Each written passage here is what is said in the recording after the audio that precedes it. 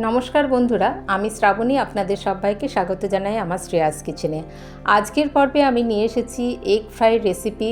একদমই ভিন্ন স্বাদের একটি এগ ফ্রাই রেসিপি আজ আমি আপনাদের সাথে শেয়ার করছি।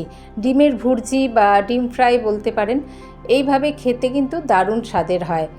আমার চ্যানেলের নতুন বন্ধুরা যারা এখনও চ্যানেলটিকে সাবস্ক্রাইব করেননি, অনুরোধ করব চ্যানেলটিকে সাবস্ক্রাইব করে আমার পাশে থাকবেন।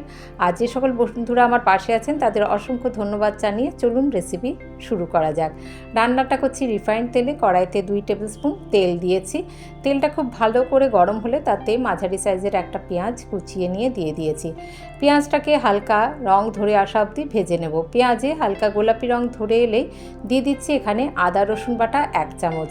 তারপরে ভালো করে আদা রসুন বাটাটাকেও আমরা কষিয়ে নেব এর কাঁচা ভাব চলে যাওয়া অবধি। ততক্ষণে পেঁয়াজটাও আরেকটু ভালো করে ভাজা হয়ে গিয়েছে।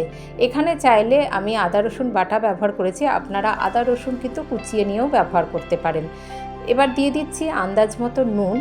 তারপরে দিয়ে দেব হলুদ গুঁড়ো দিচ্ছি এখানে আমি 1/2 চামচ।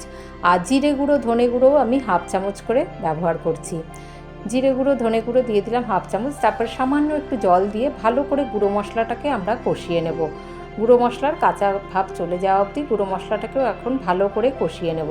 এই মশলাটা কষানো হতে হতে আমরা একটা মাঝারি সাইজের টমেটো, 2টো কাঁচা লঙ্কা আর বেশ খানিকটা ধনেপাতা একটু পেস্ট বানিয়ে নেব। মশলাটা এদিকে কষানো হয়ে গেলে, এই যে গুঁড়ো মশলাটা ভালো করে কষানো হয়ে গেলে যখন তেল ছাড়তে শুরু করবে তখন আমরা ওই বেটে রাখা মশলাটা দিয়ে দিচ্ছি। এখানে যেহেতু আমি 2টো কাঁচা লঙ্কা ব্যবহার করেছি তাই কিন্তু আর লঙ্কার গুঁড়ো ব্যবহার করলাম না। ঝালটা আপনারা আপনাদের পছন্দ মতো ব্যবহার করতে পারেন। কাঁচা লঙ্কার পরিমাণ চাইলে আপনারা আরও বেশিও দিতে পারেন। ভালো করে এবার এই মশলাটাকেও কষিয়ে নেব। দেখুন আস্তে আস্তে মশলাটা ঘন হয়ে আসছে আর তেল ছাড়তে শুরু করবে, সেই সময় অবধি মশলাটাকে কিন্তু খুব ভালো করে আমরা কষিয়ে নেব। দেখুন এই যে তেল ছাড়তে শুরু করেছে আর মশলাটা ঘন হয়ে এসছে। এই সময় আমি এখানে 2টো ডিম ব্যবহার করেছি, তাই 2টো ডিমের কুসুম এইভাবে দিয়ে দিলাম। কুসুম দুটোকে আমরা এর মধ্যে ভালো করে দিয়ে একদম ঘেঁটে দেব। এইভাবে কুসুমটাকে আগে আমরা দিয়ে এই গ্রেভির মধ্যেই কিন্তু খুব ভালো করে কুসুমটা আমরা এইভাবে মিশিয়ে দেব। দেখুন কুসুমটা ভালো করে মিশিয়ে নিলাম। তারপরে আমরা এখানে একদম কুসুমটা ভালো করে মিশে যাওয়া অবধি আমরা এইটা নাড়াচাড়া করে নিলাম। তারপরে একদম যেহেতু ঘন হয়ে গেল তাই সামান্য একটু জল, 1/4 কাপের থেকেও কম একটু জল দিয়ে দেব। খুব তাড়াতাড়ি হয়ে যায় রেসিপিটি আর খেতে কিন্তু বেশ ভালো লাগে।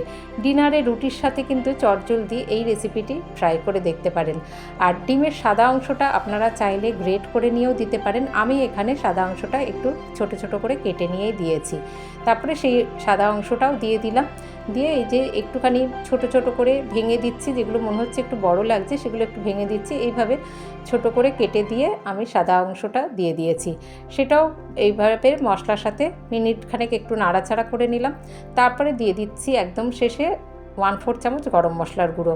গরম মশলার গুঁড়োটা ভালো করে মিশিয়ে নিয়েই পরিবেশন করে দিন গরম গরম এই Surat special egg fry recipe.